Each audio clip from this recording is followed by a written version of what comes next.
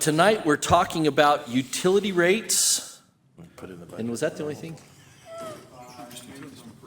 And maybe some personnel. Okay. That's what was requested. Well, the utility rates was requested by City Council, and then I think we're going to see how far that goes and maybe get into some personnel.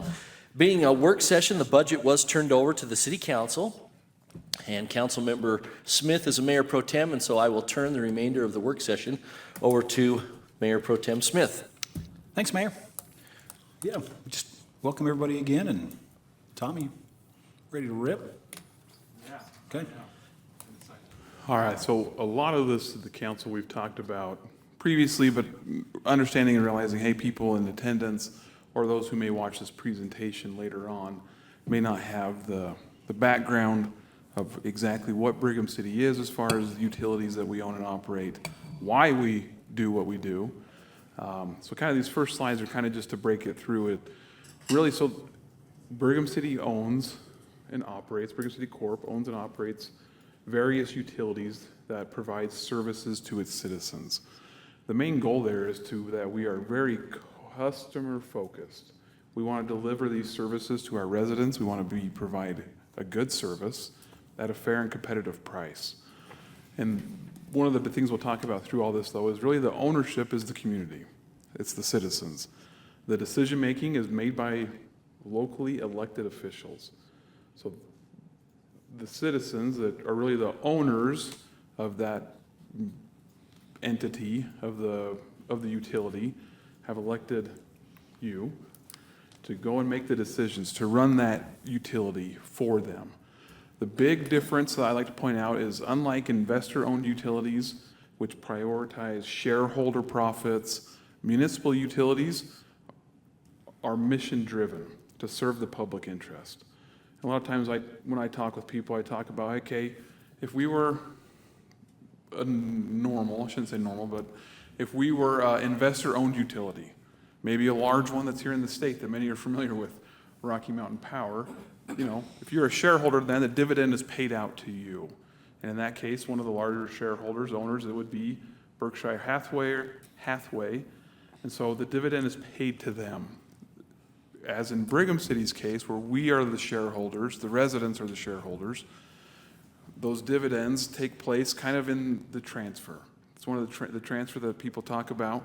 We're transferring that money back to use in the community, whether it's for public safety, parks, things that the mayor talked about during his budget presentation that really make Brigham City a community, a place where people want to live. That's what we're doing with that money that is made inside those utilities. And also, as the council is very aware, and we are also investing heavily back into our utilities, making improvements. We want them to be good. We want them to operate correctly, not have issues, deliver the product, provide the service. Like I said, we are customer focused, and we want those rates to be affordable. Why? Why do we do this? Really, it does provide strategic advantages to the city. It allows us to have local control and accountability. You guys are the ones that make the decisions for Brigham City and the utilities that we own. We're allowed, as we talked about here, we're allowed to reinvest that revenue into our own city. Our residents see that benefit. There is an economic development lever to this as well. As we are meeting and talking with companies that would like to relocate here, or even as residential growth is taking place, having these locally managed utilities allows us to, it's an attraction to them, and it helps retain, and it does help support job growth and economic stability here in the city. Really, so okay, what utilities does the city participate in? Inside we have two funds that are really enterprise funds that run separately, different than like a normal governmental fund. And if you want to get into more of the nerd accounting of it, talk to Councilmember Jensen. He would love to go into that. But really, these are the ones. So inside our utility fund, you'll hear us talk a lot about, it's the electric, garbage collection, sewer, water. In the storm drain fund, shockingly enough, that's where storm drain is. So those are the kind of what's there. And so as we get into the rates, so I figured the first rate we would talk about is our utility rate for electricity inside the utility fund. So back in 2022, 3 years ago, Dave Berg presented a plan. So Dave Berg is the rate consultant that the city had a contract with at that time. He comes in, he does like a cost of service, looks at everything happening inside the electric department. 3 years ago, he came and he gave a 4-year plan. And so I have put down below, on this slide, it shows the residential plan that Mr. Berg proposed at that time. So if you go back and look at fiscal year 2022, you can see these were it does show. These are the rates that the city had at that time. And for those of you that weren't on the council at this time, we also did a rate study for water, for sewer, and different items, and Jones and Associates helped with that rate study. In that rate study, when Jones and Associates came back, much like Mr. Berg came back, so Mr. Berg came back with the 2026 rate and kind of said, this is where you guys need to be. But he also proposed to the council, I understand that is a drastic jump to do in 1 year. So he laid out a plan for 4 years to say, all right, here's the incremental steps we're going to take to get you to where I feel you should be now, but I understand what that means. I understand the change that would be to your customers. So this year that we're going into, fiscal year 2026, is the last year of Mr. Berg's rate study that was done 3 years ago. So you can look in there, you can see, so the dollar change and the percent change that's on the right side, that's comparing to 2022. So this is how far the city has moved over the last 5 fiscal years. So the numbers that are showing in fiscal year 2026 were the numbers that were presented in the mayor's budget. So yeah, overall, you can see where it is happening there. And the important part also that was presented to the city, to the council back in 2022, was the concept of a power purchase adjustment clause. It had not been in our rate structure before. Mr. Berg presented it as, so that's the PPAC. And you can look on the bottom there, which this part is fascinating. Well, not fascinating. Man, how I wish that was what had happened. But the PPAC is designed, so inside our rate structure, we have a part of our rate that is dedicated to the wholesale purchase of power. And so the PPAC, what it does is it goes and adjusts for what really transpired. There's 2 parts of the PPAC. One's a look-back rate that says, okay, you anticipated, your rate has in there $66 per megawatt. That's what is built into our rate. That's what we anticipate to do. At the end of a year or look-back period, however long we decide to do it, when we first implemented the PPAC, it was designed to be a year look-back. As the council is very aware of, that's not what happened. Because of what happened inside the wholesale power market, we had to move quicker and do things. But the PPAC is designed to look back and say, all right, for the previous year, you actually spent $70 on wholesale power. You undercharged your customers. So the look back part says, okay, we're going to do that adjustment. We're going to now put in you can put in an additional rate to go and collect the correct amount. Then there's also a look forward part that says, hey, Brigham City, your rate has built in $66. Do you think that's what's going to happen in the future? Or do you feel it's going to be more like 72, 85, 46? And so that part you can adjust in there too. So that's how the PPAC was designed to work, how it should work. So over the past couple of years, Brigham City has had a PPAC charge in its utility bill. We started as high as when the train really took off from the station.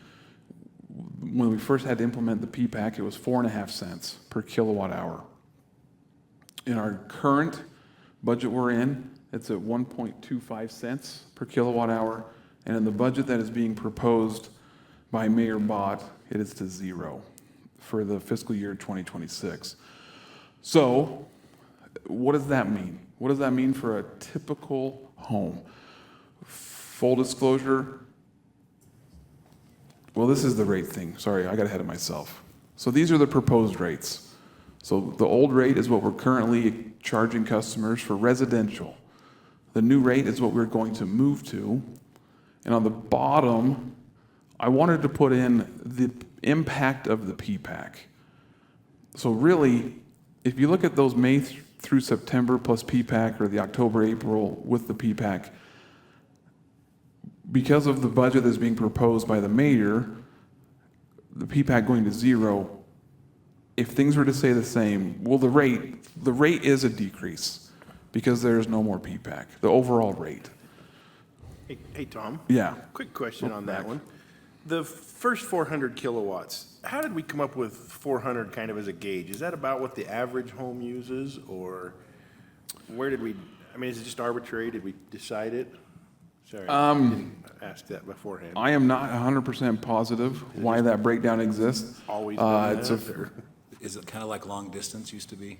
After 9 PM somehow the lines got cheaper. Yeah, the way I Part of it too is, because even then, like, it's a very industry standard type of thing too. Like, Could it be if based you look- on our power purchase agreements that? what we No. covered, No. or- Really, all it is an average usage that's kind of a baseline across all residential customers. Okay. And those things can be adjusted. It's just, actually, I believe it obviously used to be different. And it really is just, essentially what Dave Bird does is said, okay, here's the average usage among all residential customers. And most people are going to use from 0 to 400. And that from 0 to 400 monthly is essentially this bucket. And we need this amount of revenue to collect this bucket. And that's just an average. So really, it's really just statistical analysis of the usage within our system. What's probably intriguing about your question for me, as we continue, and in the mayor's proposed budget, we have another rate study budgeted to continue this into step 2. It'll be interesting to me to see what Dave Bird comes back with in regards to this, because for many, many years, load growth was actually declining with more efficient lighting, more efficient appliances. We've seen a change to that over the last about 4 or 5 years. So load growth, you've seen it all the way across America. Everybody's thinking we're going to start doing this with load. That is not what's happening in reality, and we've seen a huge tick up of that over the past 5 years. So I would assume Dave's going to suggest a change to us in that per KW based on the data that we're seeing actually in the customers of Brigham City going forward. Obviously, we're not doing that in the current year or the upcoming budget. But yeah, it's really just statistical analysis of expenses, revenues, and what folks are actually using. So Dave Berg came up with the 400. Yes. Okay. And if the load growth changes, you're saying that would mathematically, the rate would increase to the next tier sooner. It'd probably be like 350 or something. Yeah, actually what it would you're probably look like, and from what I'm assuming, it might say the first 600 is worth this instead of the first 400, because everybody on average is using Right, but then 600. the rate would be higher. Yes, absolutely. The base rate. Yep. And obviously, Matt, you're asking questions about a tiered structure. We are seeing different structures, just 100% honest with you, because of EVs, electric charging. And we are absolutely going to look at that and what that looks like to Brigham City as time goes on. So later on this year, probably December, January timeframe, when Dave presents, it might be next spring, presents what he thinks we ought to be doing in the future, we may see some suggestions away from a tiered structure and some different methodologies that we're seeing across America. And actually, 2 local municipalities just adopted that here in Utah. So. Okay.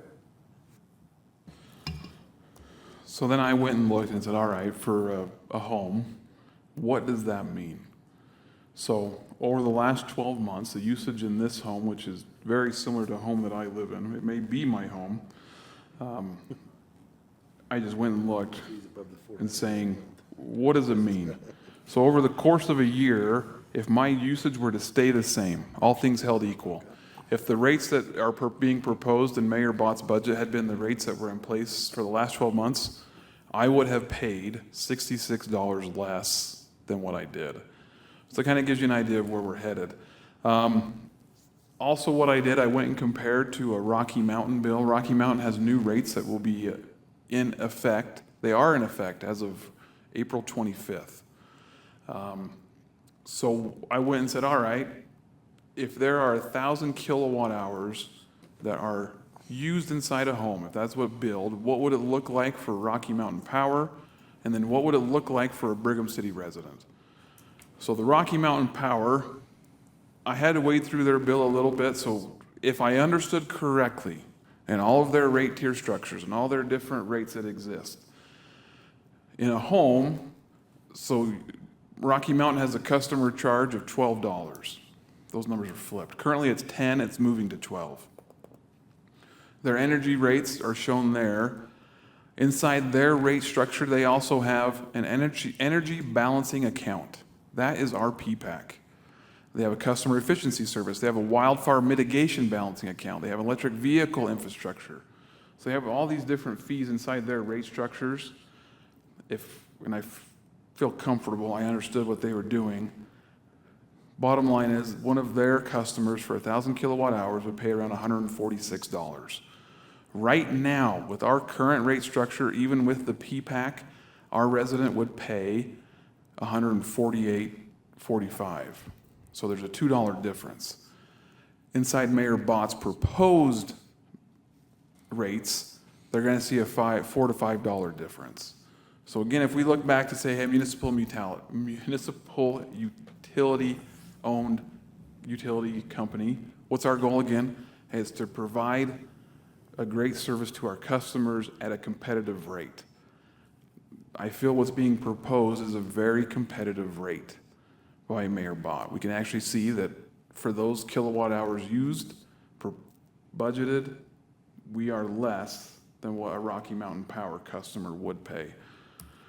So then we go into the commercial and industry rate structures. As Mr. Euler alluded to, inside these ones, it now becomes a demand concept. And if you're wanting to know more about demand and how that works, I would invite you to have Mr. Cooper come up and talk to you about all the fun that happens there. But you can see again, so over 4 or 5 years, when Mr. Berg came and met with us, really I go back to the point of the 2026 is where Mr. Berg wanted to move on day one. He's like, this is what your rates really should be. But he understood the drastic change that was going to be, so we implemented this step plan to get to where we needed to be. So that's there. Really, it's like, okay, so where does the money come from? And I didn't know how you guys wanted to look at it, if you wanted to look at it by fiscal years or by the type of revenue stream we have, so I gave you both, so pick your poison. So you can see in the top left slide, it talks about electric sales residential. And it's showing the fiscal years, the budgeted amounts that we anticipated to receive. So you can see all of them kind of just growing, except in the industrial side. There has been a bump down there where we're seeing industrial customers, the revenue coming from industrial customers has been stepping down. The customer service fee, again, it's all part of the plan. The PPAC, I am so glad there's not a purple line up there for fiscal year 26. It's good stuff. And then you can look, hey, by fiscal years, where does our money actually budgeted to come from? So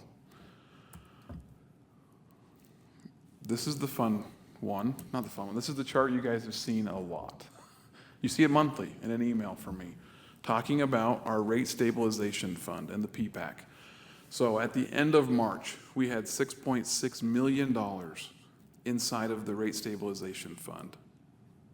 A couple of months ago, we worked with the council on a rate stabilization fund policies.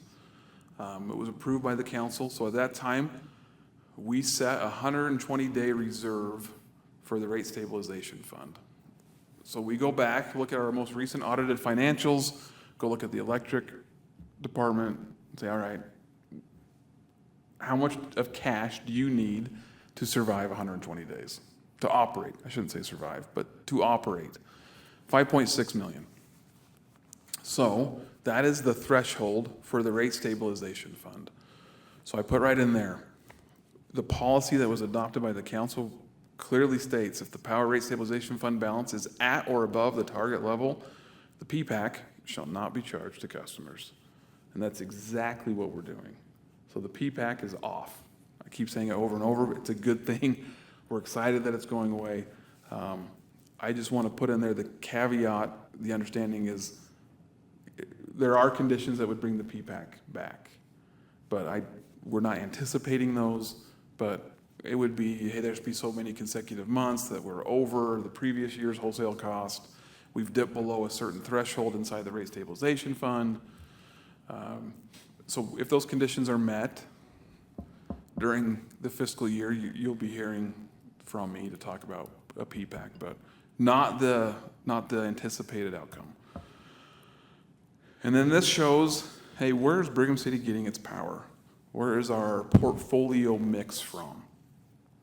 So again, I know the council understands this a lot, but if someone were to go and listen to this, they need help falling to sleep at night and they want to cue this up, it's important for them to understand, I hear a lot in my office on phone calls or even talking to neighbors, friends, family, that Brigham City is getting its power from Rocky Mountain Power. That is not true.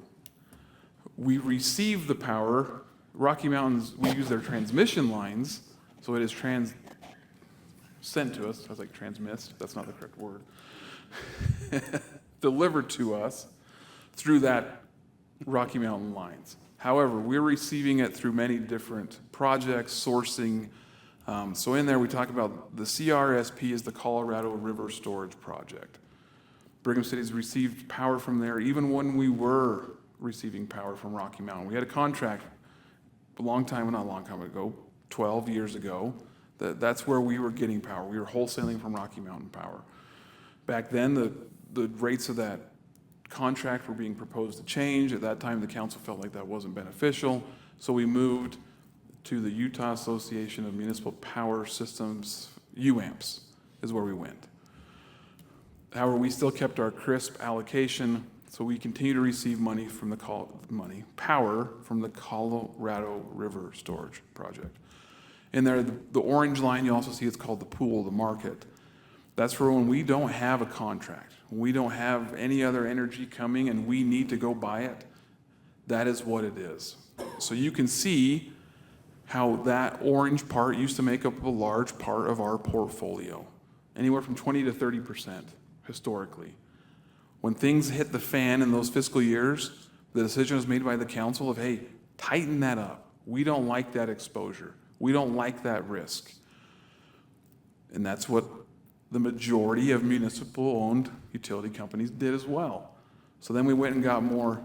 So PX is contracts. We went and entered into more contracts. And UAMPS helps us get those contracts at the market. I know I said market, so don't get it too confused. So the contract is we say we need this amount of energy at these times of day. And they group usually all of like the UAMPS members who are interested in going out and finding a contract, a forward contract. They go out and find, hey, this is what is being proposed by UAMPS. We have customers that want this. Is there anyone out there that can provide this to them at this cost? They do put a not to exceed cost inside those things. Comes back, we sign it, or we don't sign it, and away we go. Point of that is you can see clearly that Brigham City has made the effort to get more forward contract pricing. Just making the council aware of this. You've heard it ad nauseum from myself, from Mr. Cooper, from UAMPS. Those contracts are going away. The contract that's going away, we call it a lot of times, you'll hear us refer to it as our shell contract. It was locked in we got like a year and a half left, 2 years maybe, I can't remember. So, and the pricing inside that contract is great. It's really good. So we're continuing to kick the tires, kick the bushes, we're looking. We are very aware of that contract's termination, so we're looking hard to find how to replace that. So, and then you can see the other products we have. Horse Buttes, the wind farm up in Idaho that we draw some from. Sunnyside is a project that we're participating in for a short term. It's just the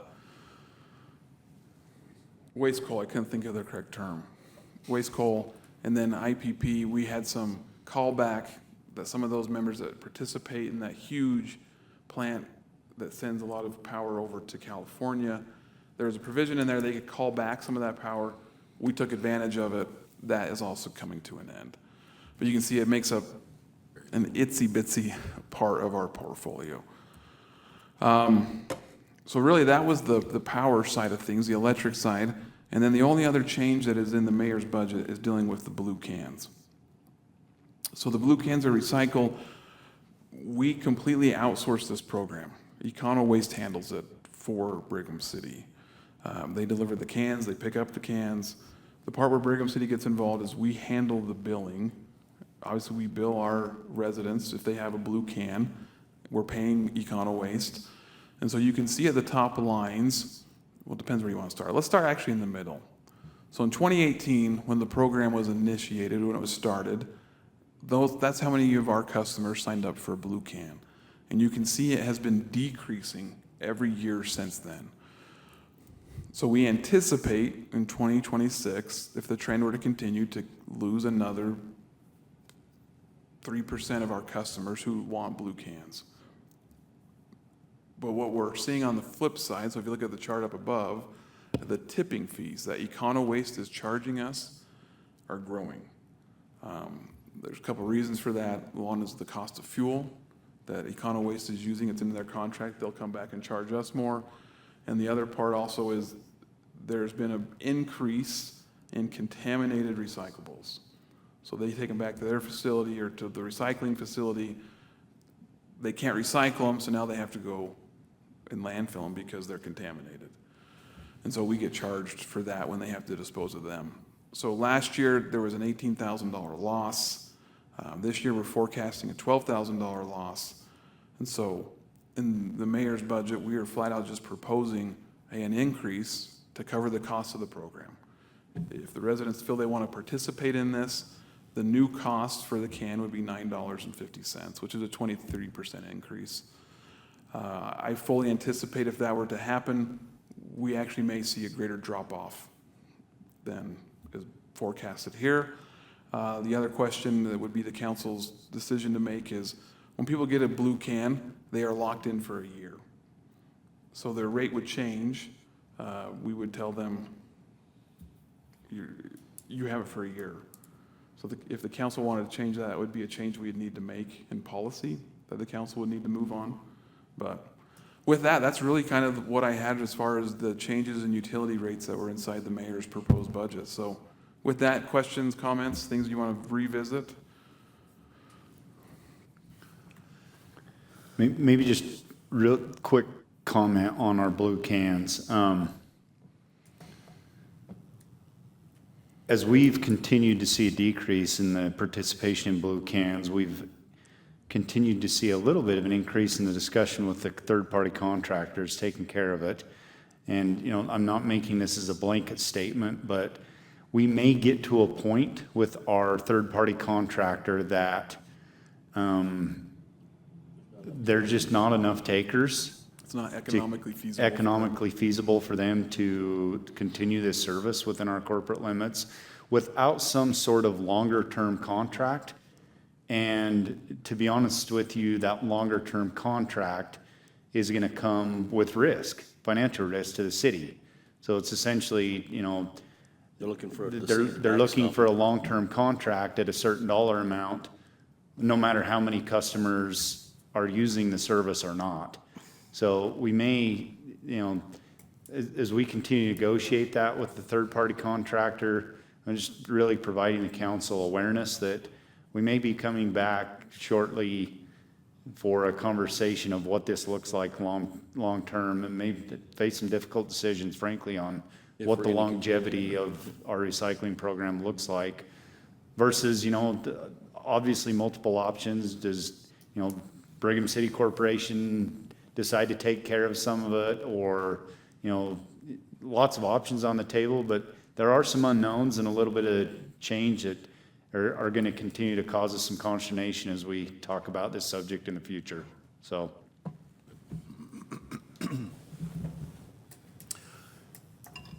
With, in the budget, we have a 12% transfer, Correct. right? What, do you have that number? I looked it up, but I can't remember what it was. 5. It's gonna be in, All right, so the transfer that is coming to the general fund is 4.3 million from the utility fund and $35,000 from storm drain. Okay. What would that, if that number changed to a 12.5%, what, I mean, I know that's crazy and we should have thought, I should have thought this before, but what would that number change to if I? If we moved it to 12.5%, it would go to 4.5 million. Ish. Like, So if something like that were to happen, what does that do inside of our utilities as far as functionality and whatnot? whatever that delta is between the two numbers, so we got 4.5 and I said 4.3 at first, right? So that $200,000, it would need to come from a capital project inside the utility fund. Okay. That's what, yeah, yep. Would be my recommendation. Let me rephrase that. Probably the better. Okay.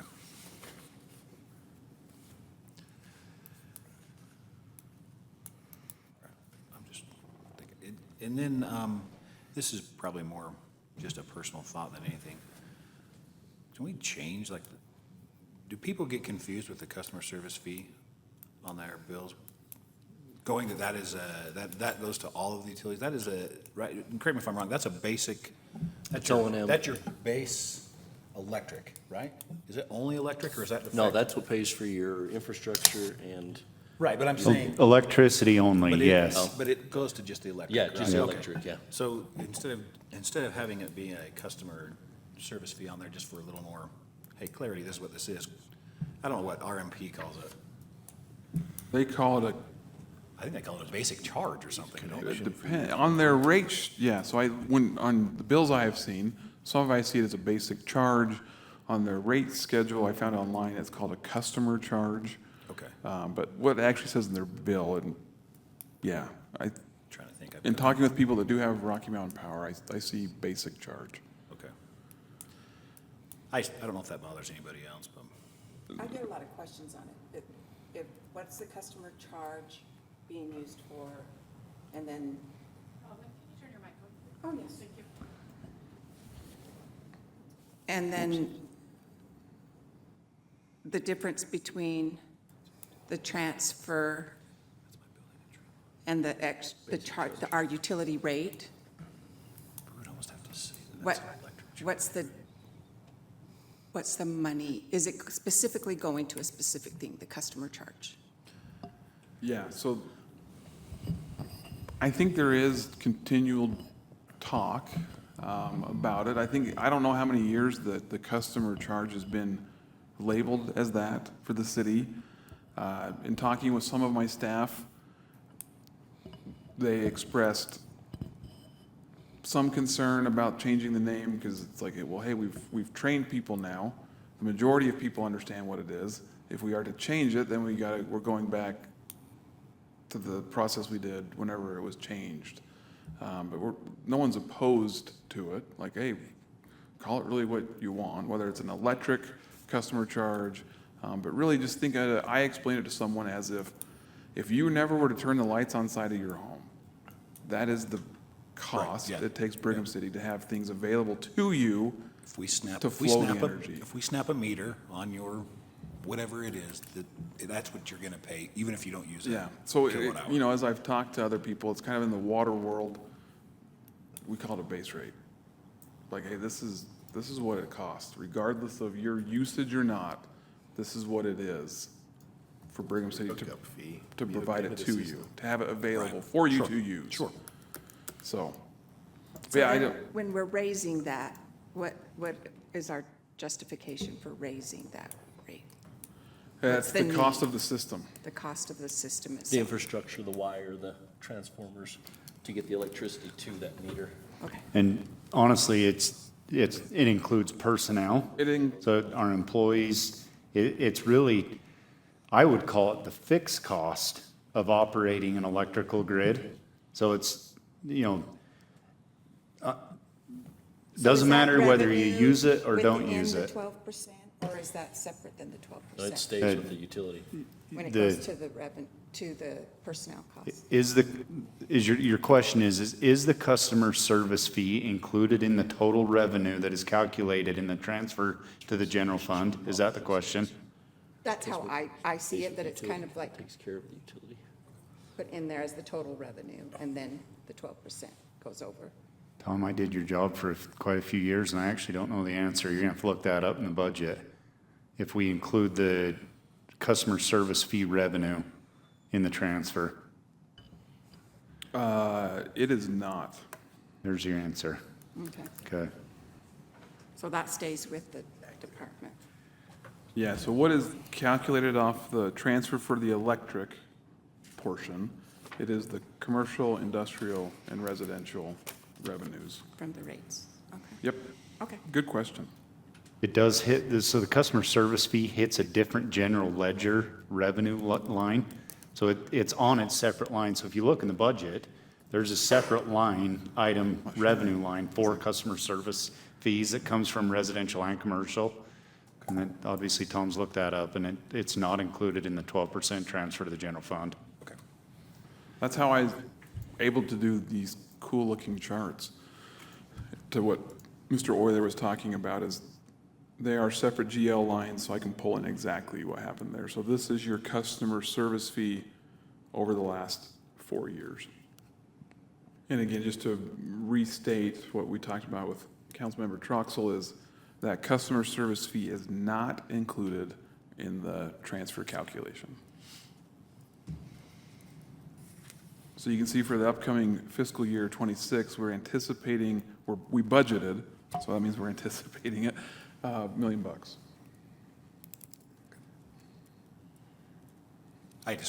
The customer service fee changes from my home is a 10, well, would be going to 10, but my commercial building, Yeah, my work would then go to, what was it, 22 this year, is that what we're?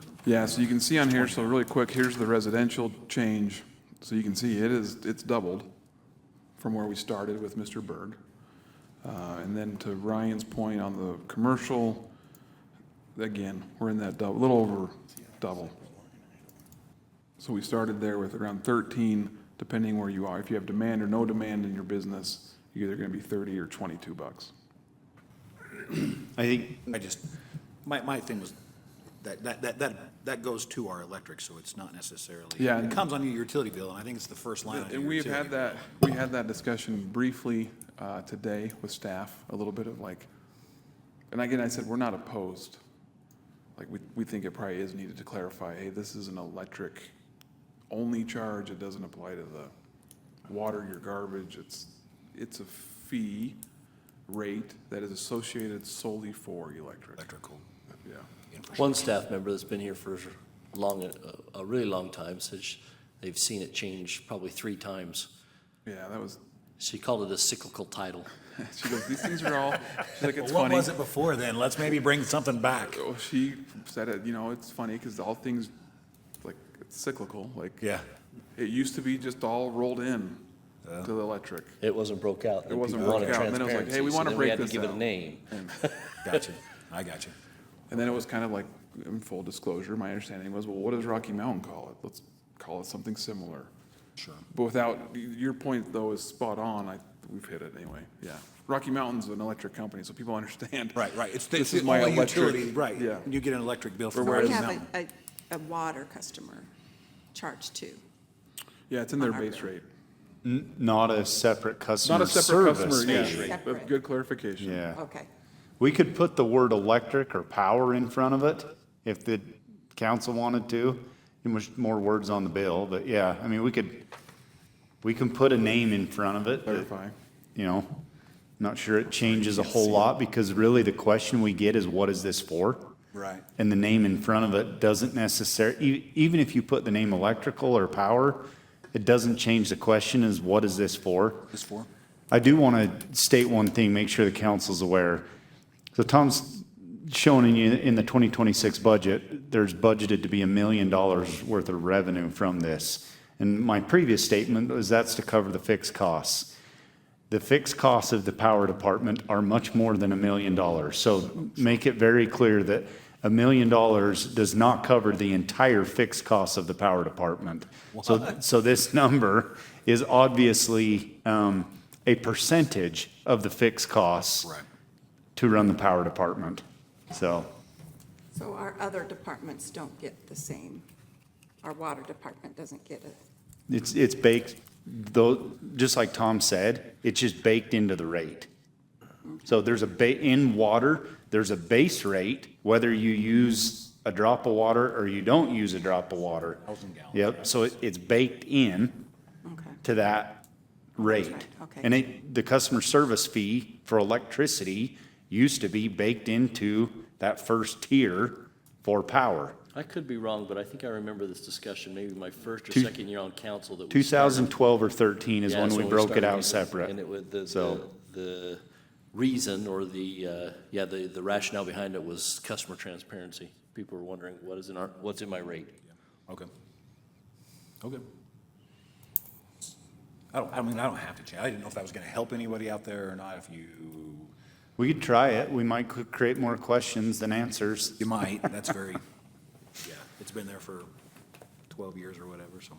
Anyway, that was just a thought on my end, but What's the most common question you get related to the bill? What is this for? Yeah. Just flat out, what is this charge for? Storm drain. A lot of people ask, what is storm drain for? And I said, we have It's often. it's often. We have public hearings, I tell them. No, I'm joking. Which channel are you talking about too? Because on the rumor mill, on social media, it's how much of a cut does the mayor get of the bill? Is probably the most common question. No, I would say by far though, probably the most common question is, what is the customer service fee for? Like, what is it? But yeah, a lot of time people also ask like, what's the landfill fee? But if I were to think, okay, if I were to tick them off, customer service fees number one, storm drains probably number two. Well, P-PAC's number two, maybe number one actually right now. Well, it had been. Like it's all depending on what's happening with people's bills. So I guess in my mind, I don't know how big of an issue it is, but if definition of terms maybe early on in the year in the first bill, it says, hey, these are the following definitions, and here's a quick explanation. Dave, move your microphone down to there you go, sorry. Or stand, right? If that would be helpful for folks, if it's a real issue, if it's just a small percent and it's not necessary, but if you thought it's an ongoing discussion, maybe a definition of terms at the beginning of the cycle, fiscal year, something to think about. a good idea. I like it. And then identify it and say, this is what it means in the simplest terms. Yeah, I like And it. Then you have a reference to go back when they call and say, well, we did send that out, and we made that information available to you, and then articulate what that is again, repeating it. But adding electrical to the name might be helpful, but I just think if it's me, my wife just tells me what I spent, and I don't have any idea where it all falls into what category. Yeah, Something to think about. I like it. Yeah, we can always do better at helping educate. Like it's on our website. If people wanted to go and like you can click on it and just hey, these are what things Terms are. mean. But So Derek, you mentioned how it does cost more than $1 million for just the basics. So the rate could logically be a $25, $35. I would not dare make an assessment, but if I was to take a guess, if we were just to cover regular O&M, operation and maintenance, no capital projects, you're probably north of $50 a month. So, and obviously, when you start thinking about what makes that up, employees is probably the biggest single dollar amount, but the maintenance of our substations, our fleet, our vehicles, our equipment, everything associated with it. And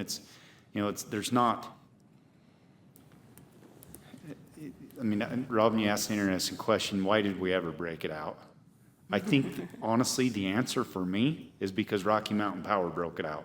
That's what we see. And, I think that conversation, that question, we could definitely ask Dave Berg as we start our new power study for, the next foreseeable future and talk to him about that and say, hey, do we need to continue to break this out? Is there a better way to do it? What are you seeing across the country? Is this just what everybody does? I think we can voice those questions. But yeah, it does not cover the fixed cost, not even close, so. And I seem to remember, and you mentioned it, that when Berg did the first study, he recommended the $10 service charge kind of right away. Yeah, he said this is what your needs to be, but then And then- if you and remember, to- he said and to go up typically from the there. council's political will isn't to jump to that. So Because we- I was kind of remembering it being $10 immediately, and then kind of going up to, and it almost went up to like a 25 within 10 years or something. I actually think the mayor put the first $10 in his budget and the council cut it back. Yeah. So. Yeah.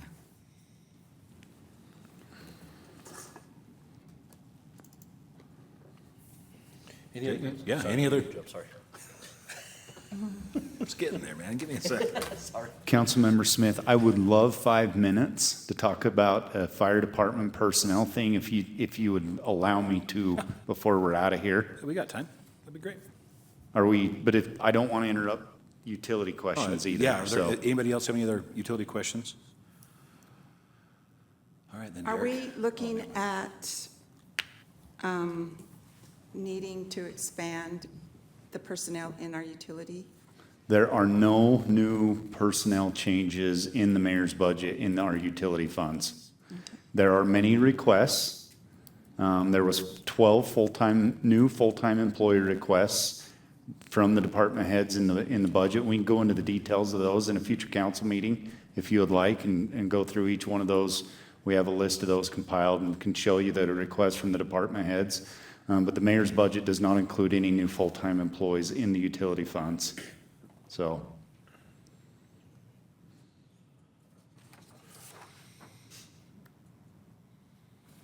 Anything else? Okay. All right, Derek, go. I'm going to quickly introduce this, and then Chief Lewison's going to come up and talk a little bit more. But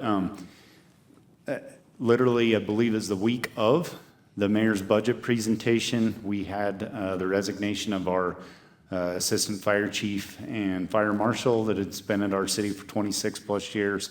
Mike Young found a new job with the state of Utah, and we wish him well, and he served the city real well.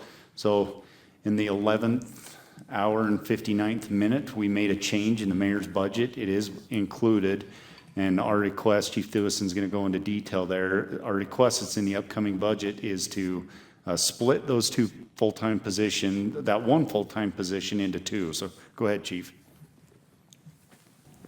All right, thanks.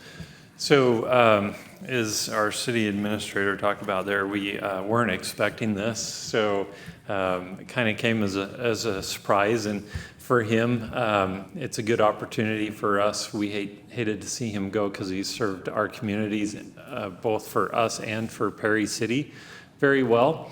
But just to be brief for time's sake here, I actually knew that if that was to ever take place, we would have a challenge on our hands. And the reason is because in the fire service, there's not many individuals who can perform the duties of both fire marshal and an operations capacity like the assistant chief role is. If you think about it and look around other cities, other departments, those kind of are two different pathways in the fire service for education, certifications, training, and expertise. We just were lucky as a city that we had individuals that could do both of those and did them well.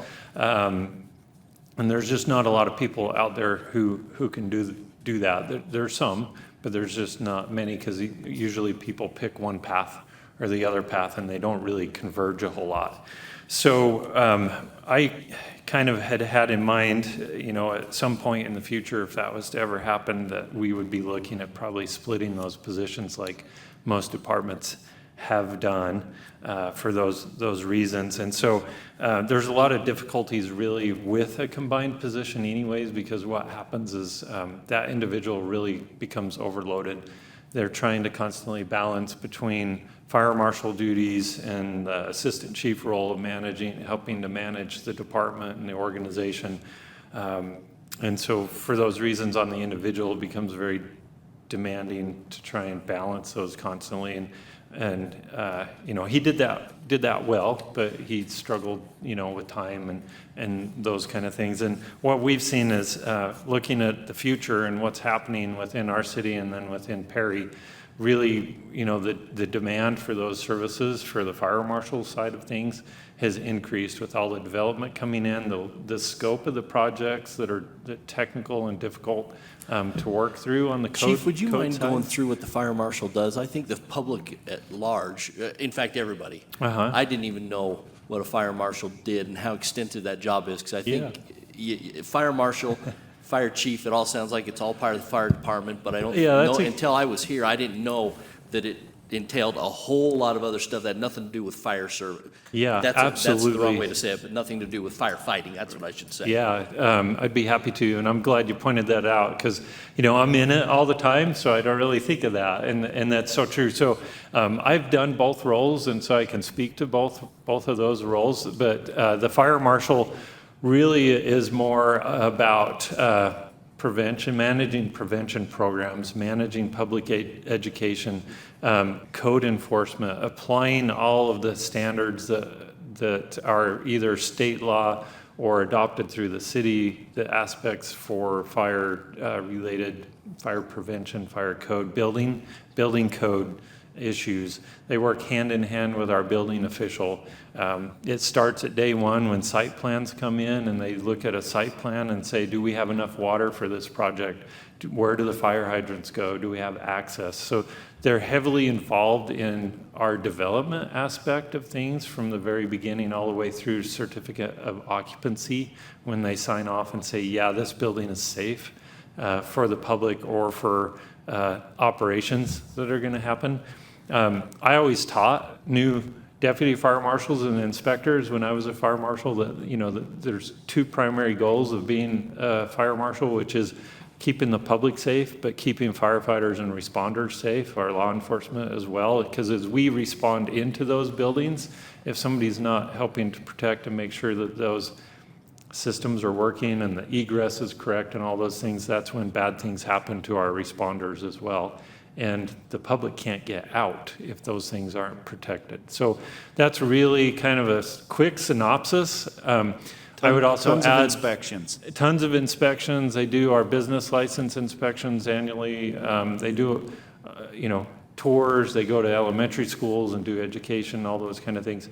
Do they do investigations? They too? also do our fire investigations, so they're charged with determining origin and cause of every fire, which we are required by law to investigate the origin and cause of every single fire, and then do a report on that. They work side by side with the detectives to when there is like an arson fire or a criminal aspect of that. So it's a very complex job that requires a lot of education and training. And what I've seen in the past is to train a deputy fire marshal's 2 to 3 years. To train a fire marshal to get to where they really know what they're doing is a lengthy process. It's 5 years, 10 years before things really they have a good grasp of what's happening. So I appreciate that opportunity, Mayor. From the assistant chief side, what we're really looking at is somebody that can help run fire incidents, who does management of personnel, who gets involved with, issues of just day-to-day operations of the department and kind of keeping those things going. So you can kind of see there really are two different kind of pathways there. So as we look at the future, I don't know did that answer the question, Mayor? Oh, yeah. Oh, yeah, too much? Okay, so, so to continue on here, just, as we look at the future with all the growth and development coming into both our city and then Perry, who we serve by contract, we need to make sure that we are able to provide that service for those. So in looking at things and what would really be the best option for our city and for our department in the future, my recommendation is we do split those positions.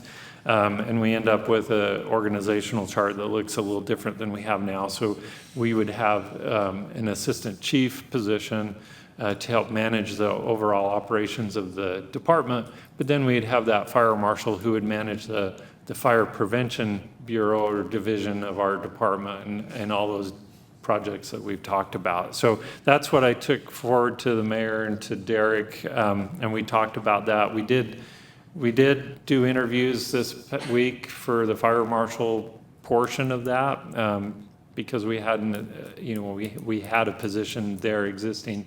We're just kind of changing structure a little bit with the assistant chief piece.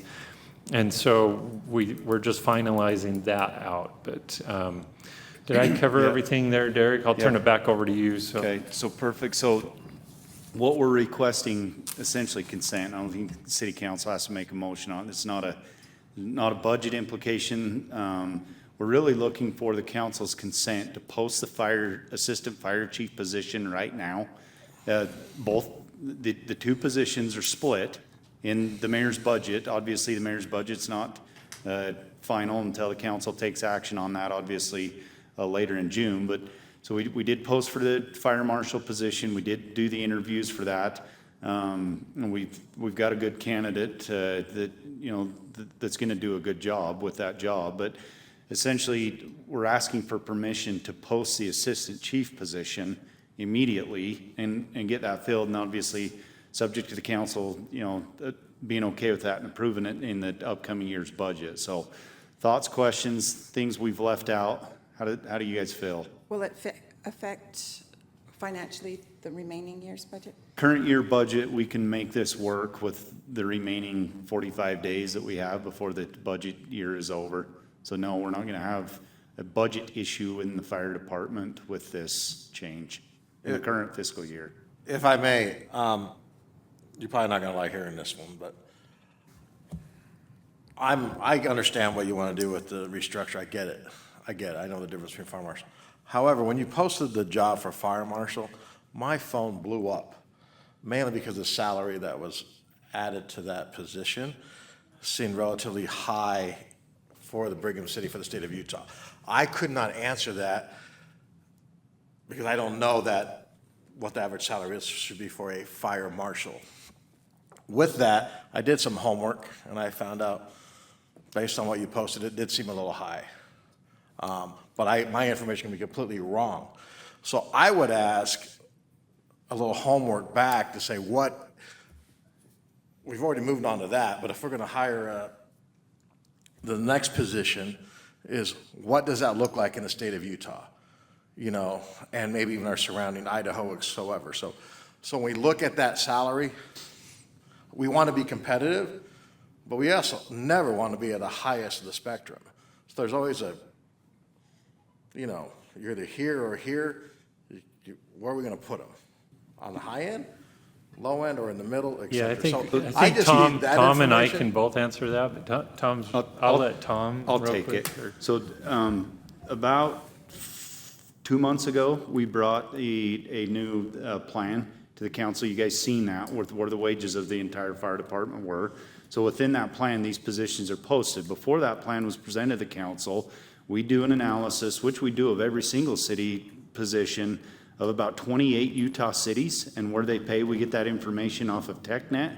It's a resource that HR managers and city managers use across the state of Utah to post those wages. On average within the fire department, I can't tell you specifically where we're at, but overall in our city, our wages right now are just under 90% of the average within all cities. In those 28 Utah cities, we can get you what that assistant chief and the fire marshal position are. But I can tell you that the fire marshal position that was posted is obviously less than what Mr. Young was making because of that responsibility of the assistant chief. Oh, So, but nobody knows that but you, or the fire chief. The public doesn't know the salary unless they look it up.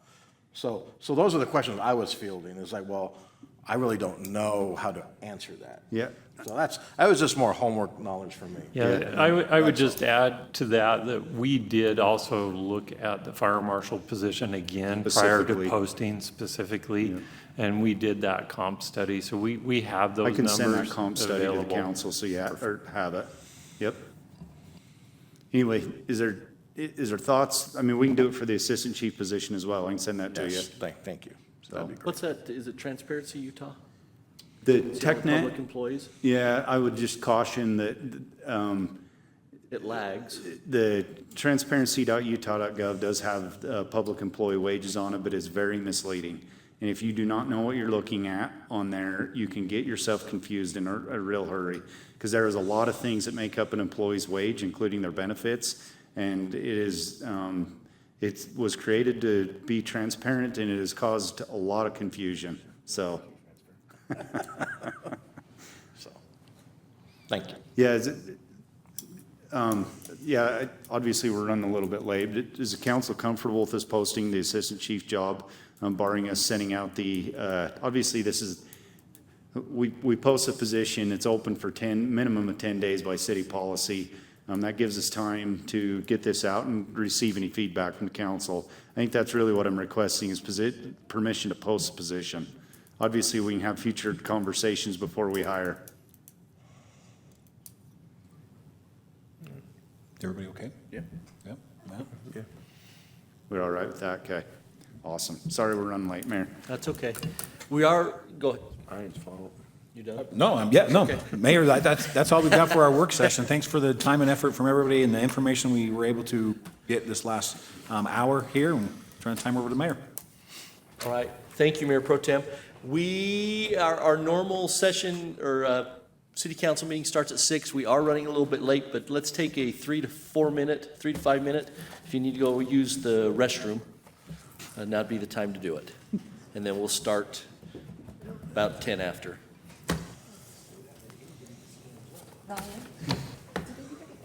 Just Yeah.